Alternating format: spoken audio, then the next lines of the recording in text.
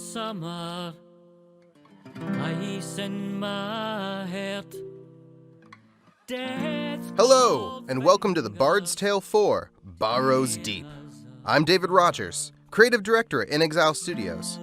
I'll be walking you through this demo of The Bard's Tale 4, which we debuted at this year's GDC. As we begin, please keep in mind that The Bard's Tale is still in development, so much of what you see here is still subject to change. At this point in the game, our heroes have trekked through the cold and windswept Stronsea Isles to reach Castle Langscal. King Edovast has beseeched us to defeat the usurper, Lagoth Xanta, who dethroned the king in a bloody revolt. Lagoth Xanta is held up in the castle and is up to no good. We've just emerged from the dungeons and are ready to storm the gates.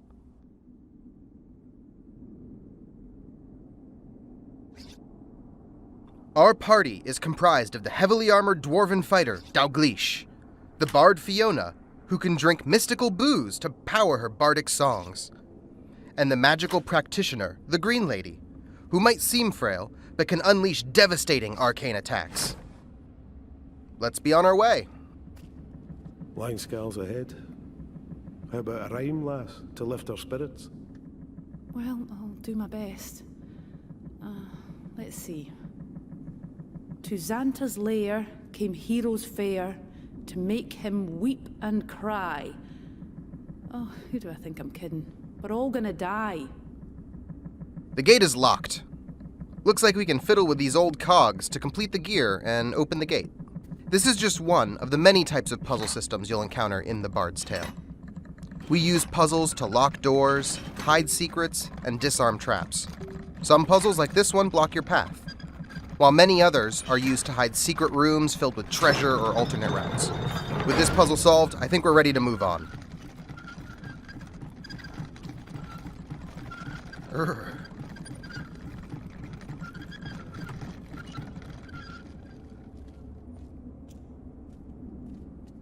Idiots! You'll never power the blade like that! Oh, what's that? Useless phobos!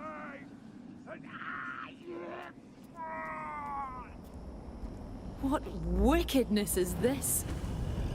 I don't know, Fiona. Let's murder our way to an answer.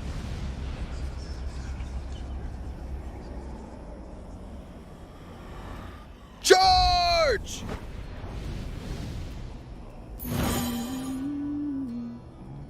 I am ready! Combat in The Bard's Tale is turn-based, and takes place on a 4x4 grid. In this demo, you've got 4 opportunity points to spend each turn, which are shared across your entire party. You spend opportunity to activate abilities. Woodsman's Chop here costs 1 opportunity and will deal 7 physical damage to the first enemy within 2 spaces. Next, let's select the Green Lady. She's got a couple really powerful spells, but not enough spell points to cast them right now. She can cast Dragon's Breath, which is a massive AoE fire attack that sweeps across the battlefield. She can also use War Strike, which does a ton of damage and arcs between 2 enemies, but it's so powerful it takes an entire turn to cast. Let's have her meditate this turn so she can save up spell points for later. Lastly, let's switch over to Fiona. Fiona's got a Shillelagh, which grants her the ability Head Knocker. Head Knocker deals mental damage, which cuts straight through enemy armor and can also be used to disrupt some enemy abilities. Fiona's got a few magical songs, but she'll have to get a little drunk to play them. She can use Falcontine's Fury, which causes all enemies to take bonus damage, and Wayland's Watch, which is a massive enemy strength debuff. With only 1 enemy left on the battlefield, let's get a little drunk so that we can be ready for those cultists in the background that are sure to join the fray. Down the hatch. Blood is the only true.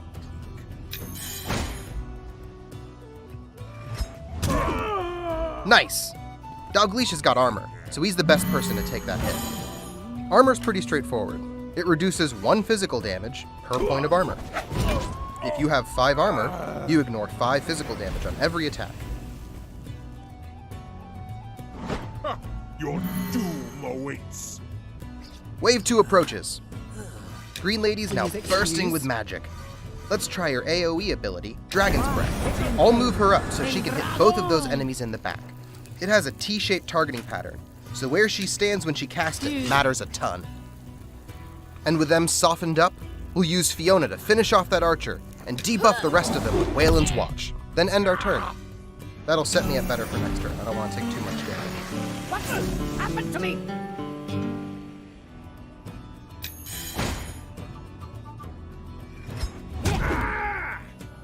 Oh, that's not so bad. Between Doglish's armor and Fiona's debuff, Doglish took 0 damage. Oh, and Fiona has just a scratch. Nice. That's the on fire status effect triggering.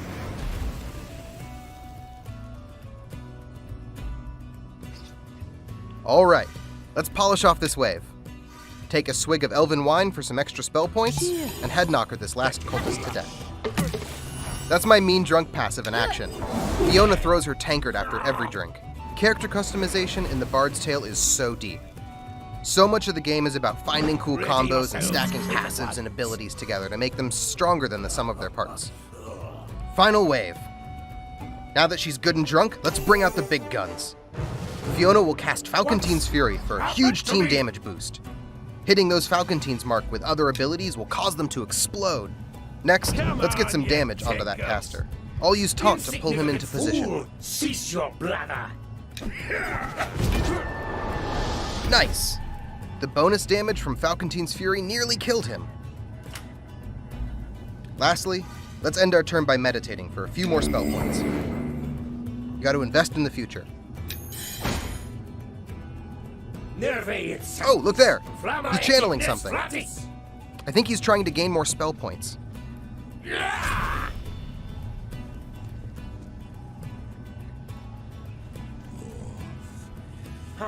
We're almost ready to finish this. Let's start by moving into position for a War Strike. It's 29 damage, which should be more than enough. War Strike will take a turn to cast. And I think I can finish this group off if I'm smart about my moves. They're channeling. Fiona has special boots that let her move further than normal. I can get her into position to one-shot that cultist. Then I'll have Doglish polish off this caster. Some magic users will explode when they're killed. You can use that to set up chain reactions. Alright, let's end my turn and let War Strike finish the job.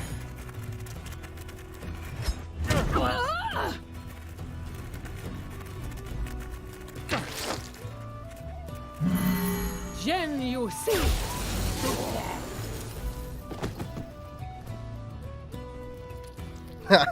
I love watching them twitch.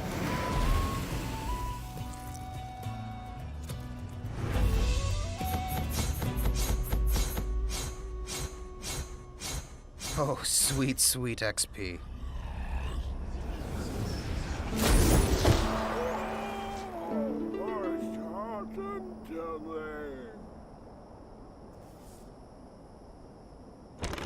Aha! Booty! What have we got here? They have some gems. Sacrificial dagger. Yeah, that makes sense. Oh, hey, a journal. Let's take a look at that. Curse these cunning elven smiths and their impenetrable metaphors. What is this verse on the pommel supposed to mean? Looks like they're studying something. It's probably related to that fellow over there.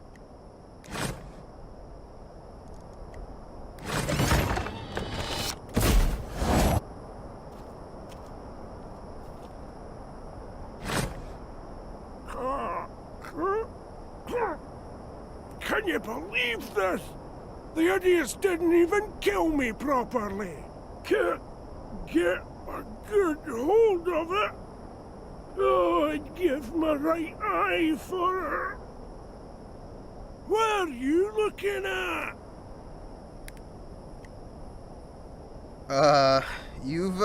You've got something in your eye, buddy. You don't say. Stupid numpties thought using it to kill me would wake up its magic. Tried to tell them they just had to solve the puzzles, but would they listen? Ha! Know them! Now get this elven pig sticker out of my face and let me die! Yeah, let me help you with that. What a relief! Righteous. New puzzle weapon unlocked. Puzzle weapons are a type of magic item in the Bard's Tale. Elves forged these weapons, but locked its power behind puzzles and riddles. Let's start down here.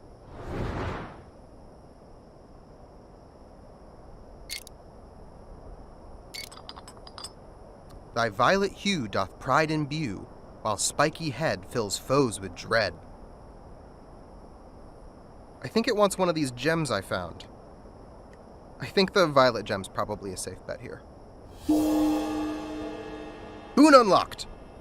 Each time you solve a puzzle on a puzzle weapon, you unlock some of its dormant power. This time, we unlocked the acidic boon, meaning each time this weapon strikes an enemy, it'll rend off some of their armor. Oh, looks like something changed on the grip. Let's check it out. Here, we've got something that looks like a maze, and a couple of gems. If I can just flow power from one gem to the other, I think I'll have this cracked. This might take me a bit, though. Alright, nearly there. Yeah, alright, I've got this. Now I've got a smoldering volute elven longsword. Now this weapon will light enemies on fire, which ignores armor altogether.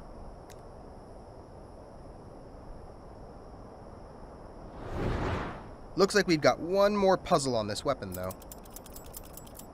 Sick and tired of endless squabbling? For sweet relief, just kill a goblin. Seems pretty straightforward. Let's keep our eyes peeled for some goblins. Alright, let's equip this weapon. This smoldering elven longsword grants two abilities, Sundering Smash and Sweeping Slash. Sundering Smash rends armor off of enemies, while Sweeping Slash looks to be an AoE ability. Great! If I use these abilities enough, I'll learn them permanently, and they'll show up in my mastery book. Let's equip this onto Dalglish. Righteous! That thing looks killer. And before we go into the castle, let's loot everything that's not nailed down. Oh, that's cool. A statue. Oh man, this castle is imposing.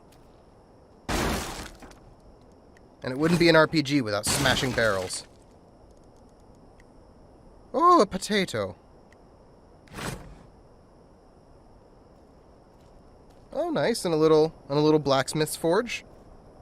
Sure, probably for the castle.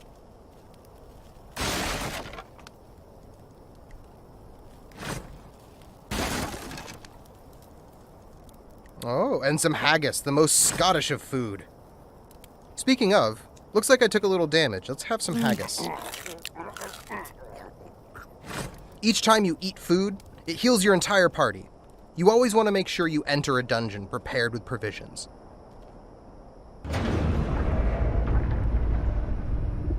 And we've entered Castle Langskull at last. Oh, glorious.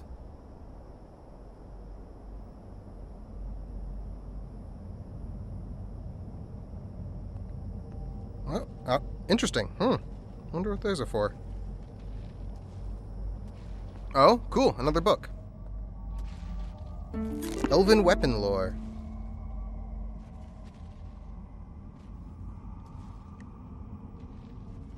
I'll come back to this. And a dead end. Or is it? What is this? Another puzzle. I think I saw those before. Let's check those runes again.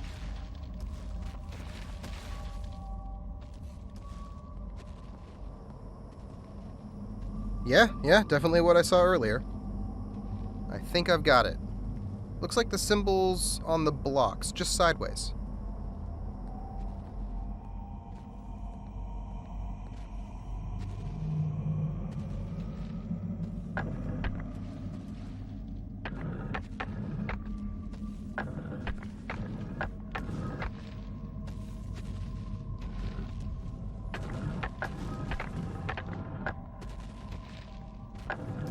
Voila! Oh, what have we here? It must be my birthday. Oh, a chest. Let's see what goodies we have in here. Oh, nice. We've got some pretty sweet loot here. Some apprentice's sandals, That'll make casting easier for my practitioner. Oh, and the razor. Some kind of magical dagger that poisons enemies. Nice. Alright, let's go upgrade the green lady. Oh, these boots are a huge upgrade. So much of the Bard's Tale is about stacking passives and abilities together and finding combos. Since Inner Power grants me 1 spell point per turn, and these boots reduce the cost of casting each time I move, I could probably move and cast Dragon's Breath just about every turn if I wanted. Nice! Oh, cool. Another book. Langskull History. Sounds enriching. I'll read that later. Ooh, that wall looks worse for wear. Thankfully, I've got a magical song for just such an occasion. As you explore the world, you'll collect magical songs that can be used to do things like raise the dead for interrogation, banish illusion, or, like in this case, shatter stone. Oh, am I interrupting? Looks like he's guarding that chest over there. Maybe I'll come back when you're done tidying up. Awkward. Alright, and up we go. I think we found everything down here. Oh, look, a luck stone. These ancient constructs can be found all over the world and act as checkpoints. They'll also heal your entire party. If I die, I'll return to the last luck stone I saved at. You'll sometimes have to go through multiple fights and traps before you reach the next luck stone. It's one of the ways we control difficulty. One leg, one eye. How is that thing even alive? Where's the other? Looks like they're guarding the door, Someone needs and they've got some beast on the lookout. Underfoot. When engaging in combat, how you engage in combat matters a ton. If you're spotted by the enemy, they get to go first. If you can get the jump on them by charging them really quickly or catching them outside of their line of sight, you can get the first turn. As a matter of fact, if you can approach an enemy from behind, their orientation will be flipped, so their weak wizards will be in front and their sturdy tanks will be in back, giving you a huge round 1 advantage. Your story ends here.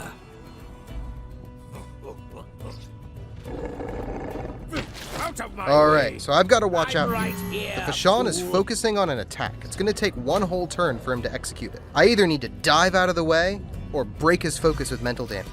Alright, let's jump out of the way and get some damage onto this archer.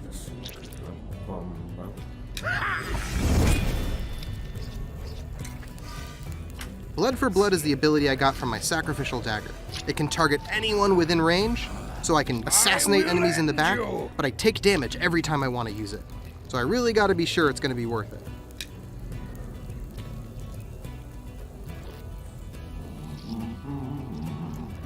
Get this archer in the back row. Take him out. You shall die. Nice. I'll trade 4 damage for that. And let's chug a little trow squeezins. When chugging, I can choose from an entire array of mystical boozes. Each one does something a little different. Some get me more drunk, some get me more spell points, or some alter how my attacks work, like causing knockback or mental damage. Oof, close call. If anyone were to be standing in that, they'd probably be dead right now. And that priest started chanting. He's gonna start generating spell points. I don't want to let him do that. That's me then.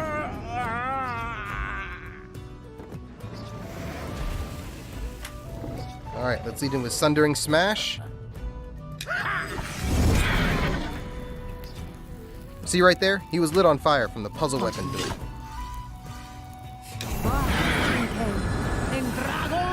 Some abilities, like Dragon's Breath, have a couple of different ways you can take advantage of them. You can either try and spread the damage out across as many people as possible, or if you go point blank to an enemy, they take triple damage from the attack. Fiona, put him down. Fantastic. Oh, wave 2. What do we have here? We will drink your blood. Oh, he's got some spell points. Let's see what he's got in store. And I'm out of opportunity, so I just need to pass my turn. Goblins. Aha! It's a wizard, and he's summoned goblins. Just what I was looking for. I need to make sure I can get a killing blow on one of them with my elven weapon. Ooh, coward's defense. Oh, look at that, his armor shot up. Pardon me. Let's light them on fire. Fire ignores armor. Get it off! I am invincible! And move her into position and follow up with nice Wayland's Watch.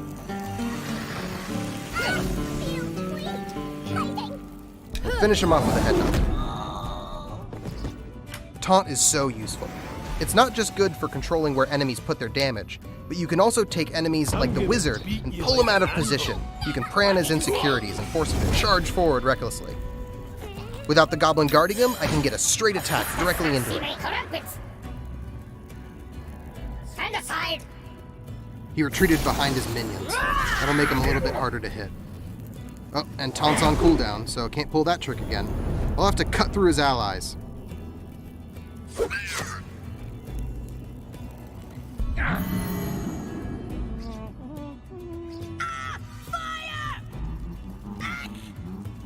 2 for 1.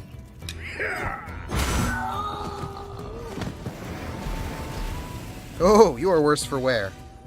Dogleash is holding on to a bundle of potions, and he can throw them to anyone in the party.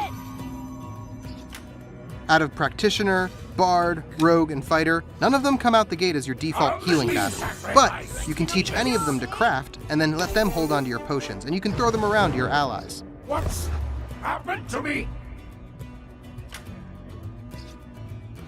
Alright. See if I can finish him off.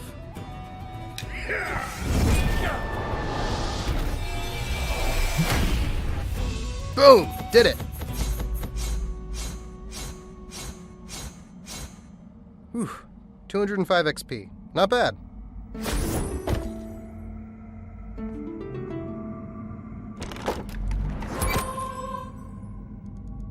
Potato, don't mind if I do. That'd make a delicious stew. Alright. Now there's nothing standing between us and our destiny. Onward! Ah, there you are. You are the assassins who killed Mangar, yes? And you have my reliquary. Well, no matter. I am a planner, a thinker. I have prepared for your arrival. Eodvast's ancestors fitted this throne room with a way of taking care of petitioners who displeased them. Uh-oh.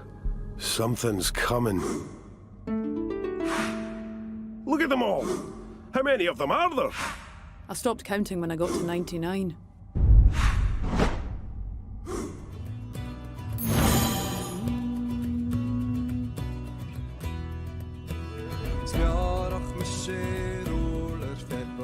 It looks like this adventure has just begun.